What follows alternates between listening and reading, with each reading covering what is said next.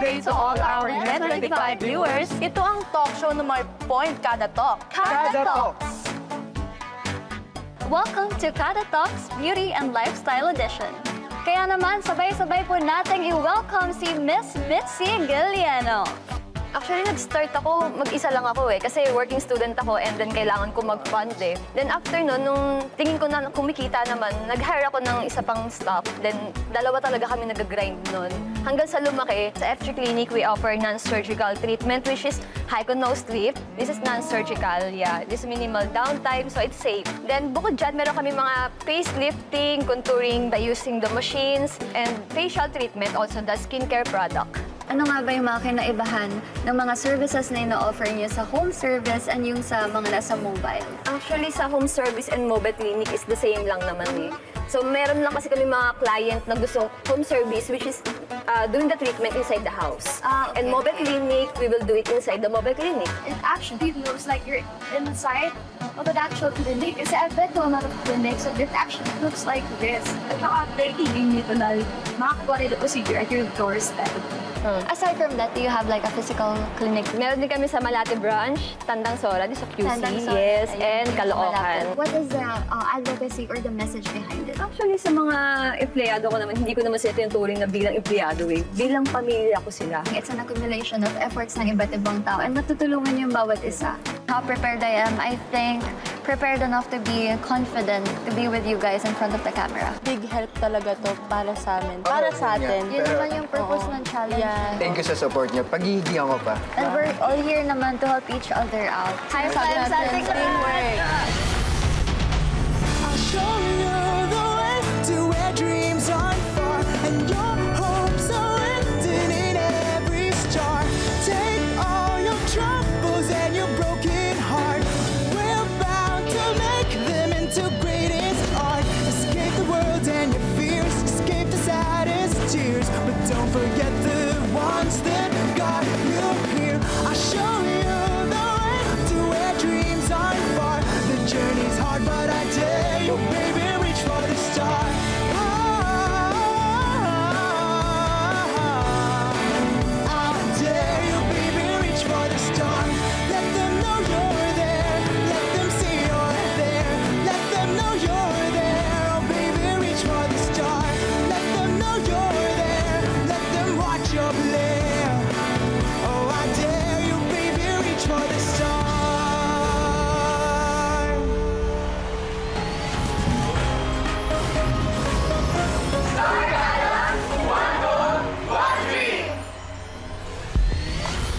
Ang grupo ni Gia Gonzalez, Enrico Cruz at Rachel Cabresa napasugod sa opisina ng Movie and TV Review and Classification Board o MTRCB para sa kanilang assignment. No less than Chairman Lala Soto ang guest sa kanilang talk show.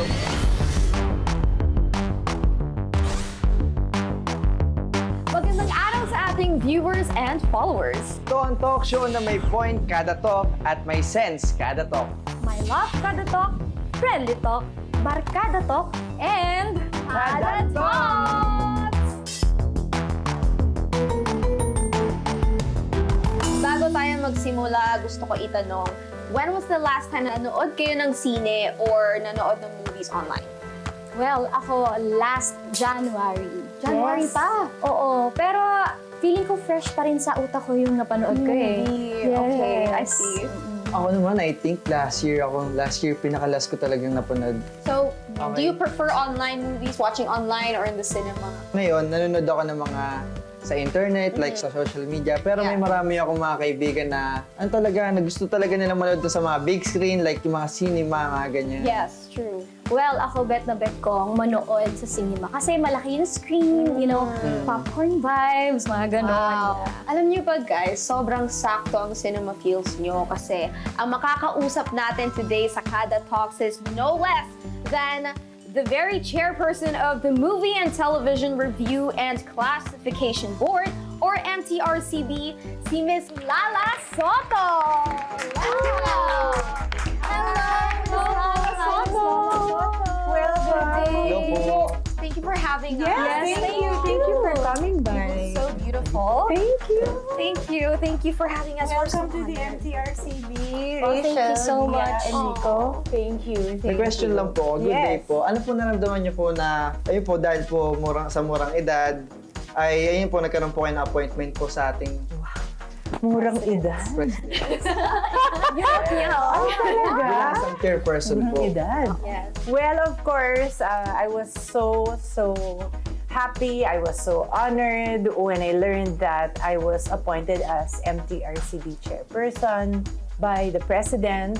Tamang-tama siya. I grew up in the industry and I do have skills rin naman in terms of leadership because of my 18 years of experience in public service. Considering that public service is really my passion. So since MTRCB is one of your main jobs, can we dive deep into the discussion on the MTRCB? Can you tell us how you run this and what do you actually do here? Okay, it is our core mandate to deliver Filipino family value-based media and entertainment, and to, of course, review, rate, screen, classify all television programs except news, straight news, and movies, publicity materials. These are the posters and what the giveaways that they use for the movies, and TV plugs and movie trailers. Okay, that's a lot. That's a lot. Yes. And I'm sure you noticed that when you came into the office, Yes. right? Yes. You saw our board members Yes. really at work. Yes, and I really do see the series as well that are being monitored. Yes, a lot. Seems like a 24-hour. Yes, it is, through. definitely. Yes, yes. Po. And 24 so, hours na nakamonitor. yes, 24 hours. We have, Yes. so the board is comprised of 30 board members, 1 vice chairman, and myself, yours truly. So 32 kami sa board. They are the ones who review the films and television programs, lalo na yung mga series that are submitted to us. That's a very thorough job. It's a lot. Yes, yes. That's a lot of work to do. Yes. Every day, we are busy here every day. Wow, definitely. So, speaking of monitoring and classifications, sa bawat palabas in television or online, there is different classifications. Yeah, rating classifications. Rating classifications. So, can we start with G, the general patronage? So, what do we expect kapag G ang class? G is for everybody to see. Okay. Children are safe to watch the programs without the parents. So, general patronage. Okay, I see. And so for parental guidance naman, PG or patnubay at gabay. I actually memorized the sayings sa TV. Patnubay at gabay ng magulang.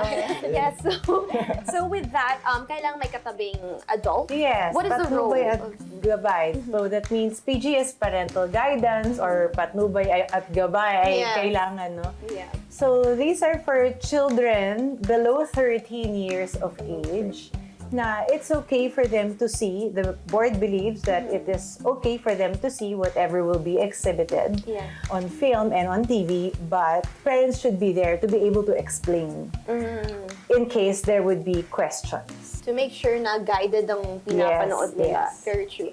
So, from PG, we lead to strong SPG. parental guidance. SPG, Eto na si striktong patnubay. striktong patnubay ng mga magulang. Yes. When a classification is given and it is SPG, there may be content that should not be seen by the children, but it's still up to the parents. And kami naman here at the MTRCB, we ensure na ma-explain pa rin siya ng mga magulang in the event na mapanood ito ng bata at pumayag ang magulang. So we will still be very careful in allowing, especially sa TV series kasi yung mga SPG. We also have programs that are rated SPG. So especially when this is the rating that is given to them, adults are expected to already know that you should be warned na there's a possibility that they should not be seeing these things. So you should be prepared. You should be ready to be able to explain what's happening in the scene.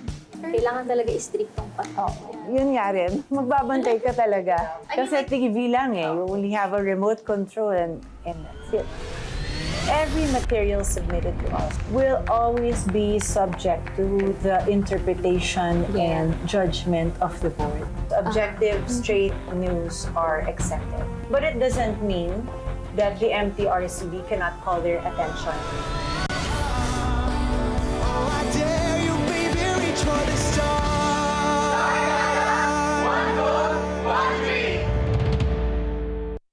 Alam namin ang iyong pagsisikap.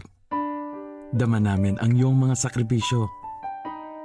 Kita namin ang pagharap mo sa bawat pagsubok. Kaya sa kabila ng mga hamon ng buhay, nandito kami para umalalay. Kasi katulad mo, gusto rin namin ang magandang bukas para sa kanya. Hatid namin ang dekalidad na edukasyon at makabagong pasilidad sa abot kayang halaga. Kaya huwag ka nang mangamba. Sasamahan ka namin tuparin ang mga pangarap niya.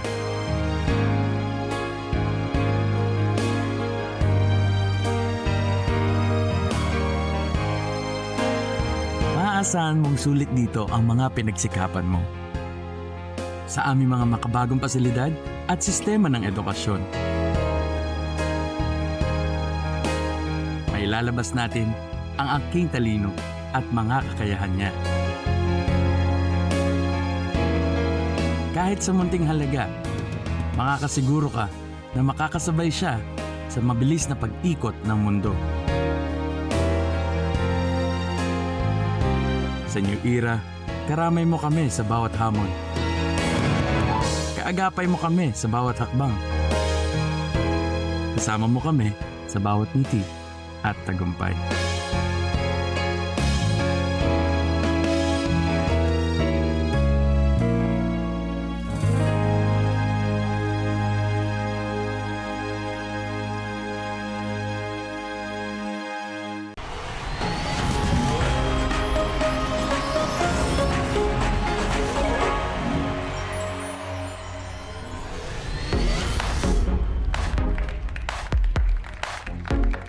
So is there a sound cue when SPG comes? Yes, we have a stinger, not only for SPG, all classification ratings. Each program will always come with a stinger before they begin. So it's like our way of calling the attention of parents and letting them know, oh, it's another show, you should be worried. Very true. That's also a very smart way to make people recognize each classification, rating classification. Yes. So speaking of SPG, of course, we have X rating. Yes, X Can you rating. tell us about that, Paul? It's very simple. We and you are rated X Yes. by the MTRCB. You are not allowed to exhibit your material. It is not suitable for exhibition. What makes a palabas or a television series or anything like If that? you go beyond the 7-point guidelines in our presidential decree of 1986, which is the MTRCB charter, there are so many rules Okay, I and see. regulations Yeah. and clearly provided and stipulated in the charter. And of course, considering the cultural Filipino family values. That's Every material, just for the enlightenment of everyone, especially you, the young ones, every material submitted to us, whether it's a sample episode for TV programs, a movie that is about to be shown in the theaters, or a complaint, will always be subjected to the interpretation and judgment of the board. Oh, okay. So there is really no A to Z except the 7-point guidelines. Okay. I'm so thankful they have professionals. Yes. They're all very professional and Yeah. they are all very well and able and they're all very credible in their own field. Siyempre, hindi mawawala dyan yung kailangan may theme, language, Yes. nudity, sex, violence, horror, at drugs. So, paano po namin mababantayan ng mga underage through this criteria po? These are the ones that the board members consider apart from their own appreciation of the material and their own judgment before approving or giving a particular rating classification for any material. Kami na yung nag-guide sa inyong mga adults. We're the ones who study the 7-point guidelines. Sa inyo, sa public, sa televiewers, ang titingnan nyo na lang is the rating classification issue, which is the G, PG, or SPG for TV. Yes. And then G, PG, R13, R16, R18 for the movies. So, Miss Lala, you've mentioned kanina, news and broadcasting is exempted, am I right? Yes, Sa- straight news, objective straight news are exempted. Yes. That's according to the Presidential Decree of 1986. Okay. But public affairs is under our purview. How about video games or podcasts now? They're very relevant in our generation right now. No, they do not belong to our They do jurisdiction. not. Okay. I just want to add, with regard to the straight news, but it doesn't mean that the MTRCB cannot call their attention if okay. we find that they are not supposed to be exhibiting certain content Yes. on TV. I see. Very responsible. All right. So I want to thank you so much, Miss Lala Soto, for your time. Thank you for all the information as well and for meeting with us. Thank you, Enrico. Thank you, Gia and Thank Rachel. you. I had Thank you so so much much. fun. I hope this won't be the last time that I Yes. catch up with you. I have a last question. Okay, Yes. sure. Bago What is that? matapos ang ating gusto kong malaman, ano po ang plano niyo this 2024? 2024, we have a lot of exciting plans for the MTRCB. First would be the descriptors that we will be putting in every television program. I think it will help the TV program as well. And additional information and guidance for the supervising adults and the parents. Descriptors, I mean, especially this would work for shows that are SPG. If a taped TV series would like, or they would be required to put descriptors, they would be putting kunyari violence. So at least may descriptors tayo doon. May bullying. That's true. So that's an additional guidance for our parents and supervising adults. And of course, we'll be going around the country for the Responsableng Panonood campaign of the MTRCB, wherein we equip and empower the parents so that they are able to monitor the viewing habits of their children. And how do we do that? By giving them webinars, seminars, trainings, because not everybody knows that there are parental control features and safeguards, especially in the online apps. Oh, yes. That are so many. Too much. that There's are too much. flooding the television set already. All right. Thank you once again for blessing us with your presence. Thank you again. Thank you. Pero may tanong lang po ako. Okay, last May na tanong, ba? last question lang. Last question lang ako. Last na ba yan? Last na to. Last na talaga. Bakit po ang ganda niyo po? Winner siya. Ano to ang secret yung Miss Lala? All right. So yun nga, given na maganda talaga si Miss Lala Soto, can you show us your beautiful... Yes, I'll take you around. Let's go. Yay, let's go. Let's go. Binigyan pa ni Chairperson Lala Soto ng MTRCB Tour ang ating wannabe hosts na sina Gia, Enrico at Rachel. Kaya stay on dahil kasama tayo dyan sa pagbabalik ng Kada Talks ng Road to Starkada.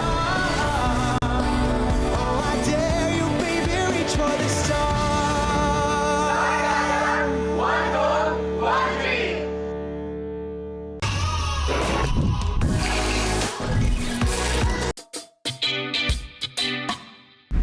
If you think golf is just a game, you better think again. From exclusive memberships to high-value investments, golf is a thriving business. Join us as we talk to Sarah Medina, the chairman and president of G&W Club Shares, about why golf is more than a sport. Kasi mga decision makers nasa golf course. So if you want to promote your business, you attend golf tournaments. Kasi dyan mo sila makikita eh. Visibility creates credibility. So lagi kami nasa golf course. Open for Business with Cesar Vallejos, Sunday, 9 p.m. Attorney Vic Rodriguez, matapang na sasagutin ang 25 tanong ng bayan. Ngayong Sabado na, alas 7 hanggang alas 7:30 ng gabi, dito lang sa Net25. Ako po si Attorney Vic Rodriguez, Pilipino, abogado maisog. Abangan niyo po ang aking sagot sa 25 tanong ng bayan dito lang sa Net25.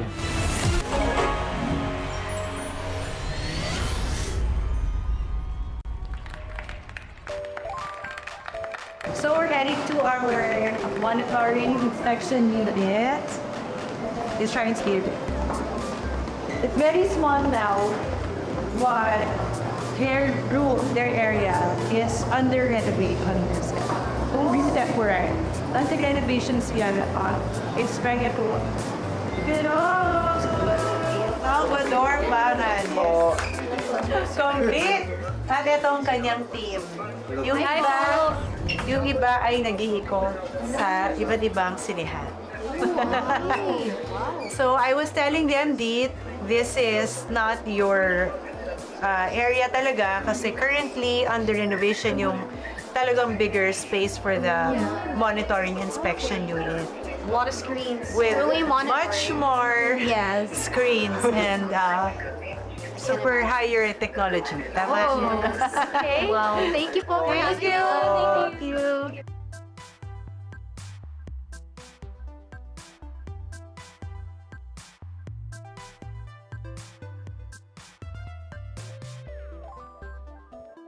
This is where we conduct our conferences, especially the pre-conference that I would always do with the stakeholders. And sometimes we hold our official meetings here and mga MOU signing, Memorandum of Understanding. Yung naririnig nyo, that's from the preview rooms. They're currently reviewing movies as we speak. Wow. And I'll show you our mini theater. Okay.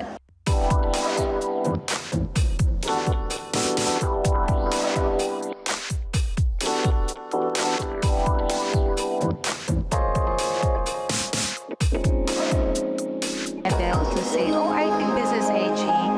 Yeah, but then you're going there. Okay, I see. You'll have your so This is a 1 fun year, job. 1 thing. Yeah, for me. It's a fun job. Ko rin ng ganito. Yeah. Ganda ng sound siya. Para tayong bata. Mabuhay ang lahat ng bumubuo sa Movie and Television Review and Classification Board. Shout out sa inyong hard work and service.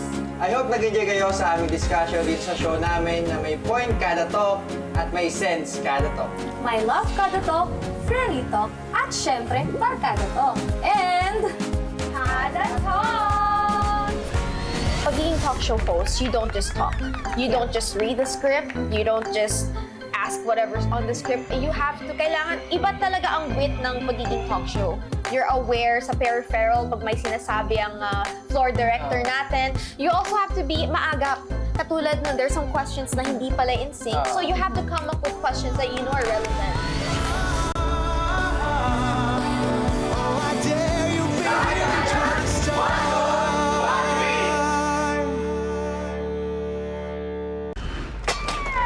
Dahil sa isang aksidente, Ngayong injured na si Champion, di mo na kailangan manatili dito.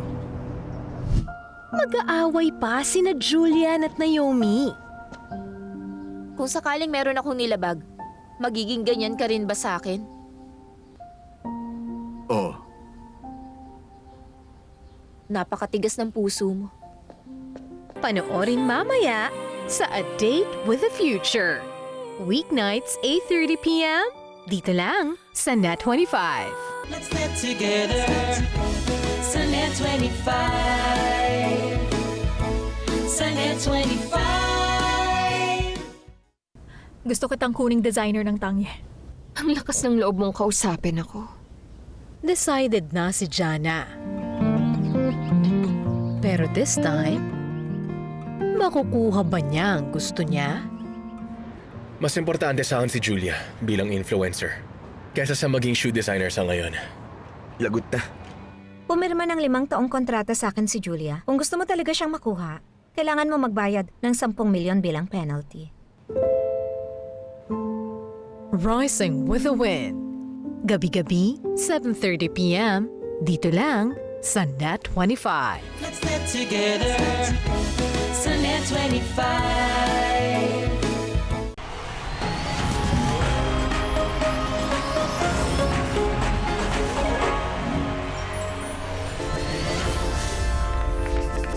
Talk show hosting with MTRCB? Done! Ano kaya ang magiging rating sa hosting nila? P as in pasado? Or SPG as in sige practice guys? Pakinggan ang kanilang sariling verdict. So, guys, let's talk about what we feel after. So, ano ang initial comment and reaction nung nabigay sa atin ng talk show task?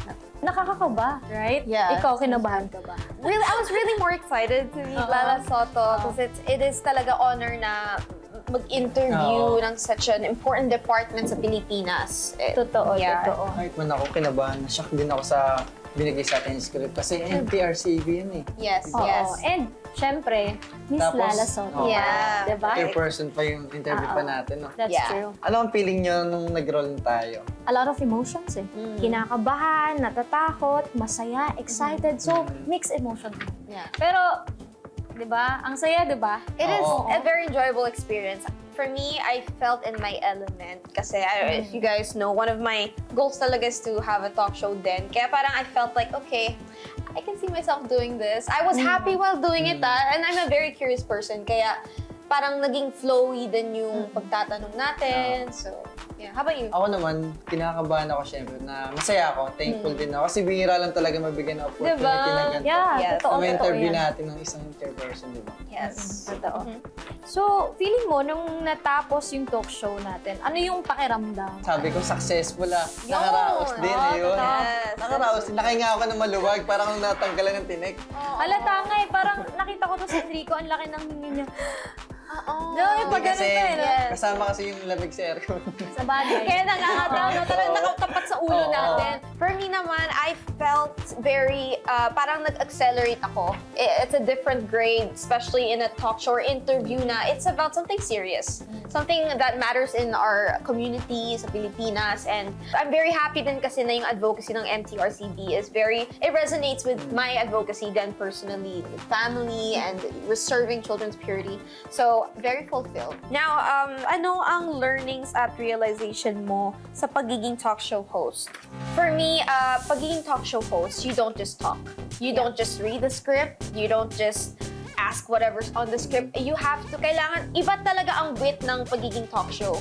You're aware sa peripheral pag may sinasabi ang floor director natin. You also have to be maaga.